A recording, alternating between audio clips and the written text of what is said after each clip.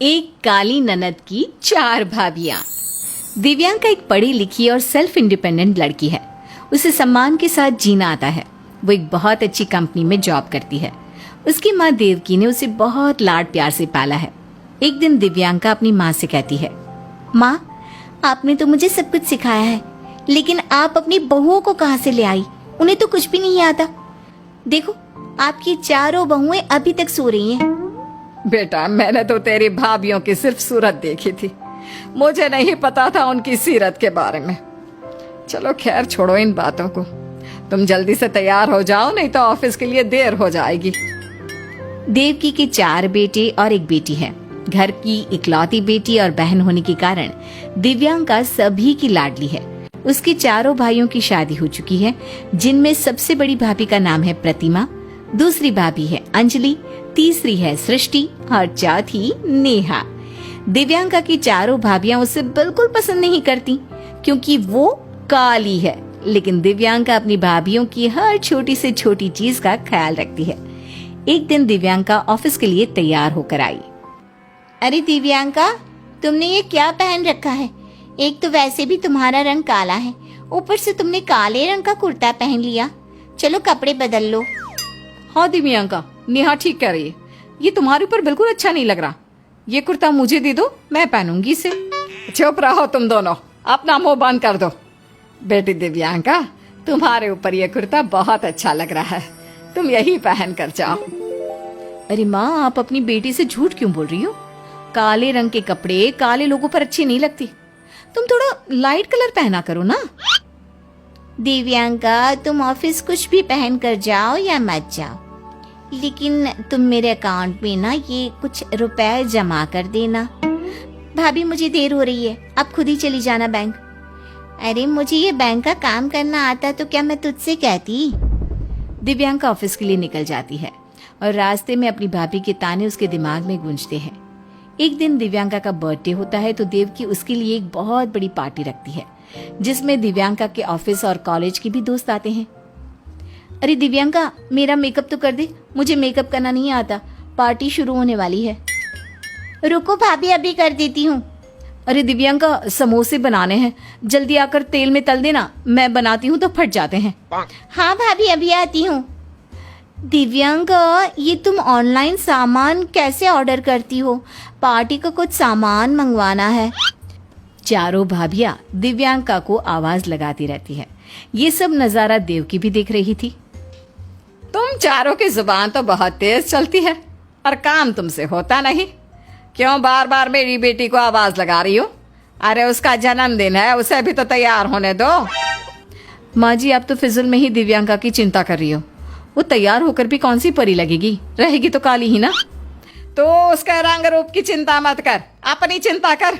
कुछ काम करना आता नहीं, बस मजाक उड़ाना आता है दूसरों का। देवकी के टोकने के बाद भी चारों बहुएं किसी न किसी चीज के लिए दिव्यांका को आवाज देती रहती है। थोड़ी देर बाद पार्टी शुरू होती है और चारों भाभियां मेहमानों के सामने ही दिव्यांका की टांग खींचने लगती है। अरे, ये चॉकलेट केक किसने ऑर्डर किया है? दिव्यांका ने ही किया है, और कौन करेगा उसके अलावा। दिव्यांका, तू भी कमाल करती है। तू खुद तो काली है, कम से कम केक तो सफेद ले लेती। नेहा की बात सुनकर सभी लोग हंसने लगे, लेकिन दिव्यांका ने अपनी भाभी की बात का कोई जवाब नहीं दिया। अब थोड़ी देर बाद दिव्यांका की सहेली उससे कहती है, दिव्यांका, आज तेरा बर्थडे है और तूने मेकअप भी नहीं किया, हल्का सा तो मेकअप कर लेती, अच्छी लगेगी। इस बात पर दिव्यांका कुछ बोलती इससे पहले ही अंजलि बोल पड़ी। ये क्या करेगी मेकअप करके? कितना भी कुछ भी कर ले, गोरी तो होगी नहीं, काली है तो काली ही रहेगी। इसके चेहरे पर तो मेकअप ही नहीं दिखता। अंजलि की बात सुनकर दिव्यांका को बहुत दुख हुआ। इसी तरह जब तक पार्टी चलती रही, दिव्यांका की चारों भाभी उसके रंग को लेकर उसका मजाक उड़ाती रही।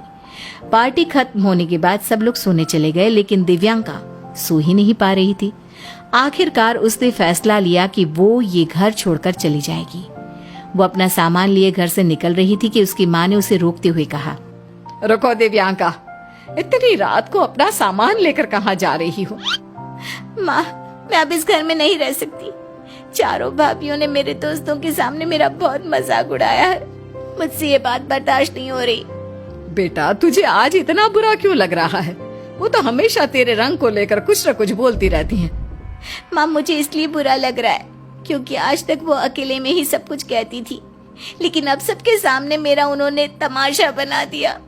आपने देखा मेरे दोस्त किस तरह से मुझे देख रहे थे। तो तू मुझे ये बता, तेरे घर छोड़ने से तेरे भाभियों की सोच बदल जाएगी क्या?